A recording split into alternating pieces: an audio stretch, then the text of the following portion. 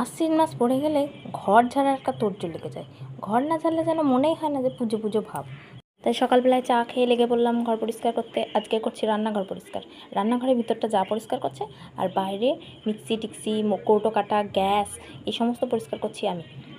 গ্যাসের এই যে ভেতরটা মনে হয় না আগে কখনো পরিষ্কার হয়েছে বলে, এত কালি ছিল, বাপরে বাপ। 1.5 ঘন্টা লাগলো আমার এই গ্যাসটা আর মিক্সিটা পরিষ্কার করতে। অবশেষে কোনো রকমে একটু সক্ষম হলাম। সবটা তো পারলাম না, একটুখানি করলাম। একটুখানি মানে অর্ধেকের বেশিটাই হয়েছে, আর বাকিটা থাকলো। পরে আবার যখন কোনো দিন করবো তখন হয়তো করবো।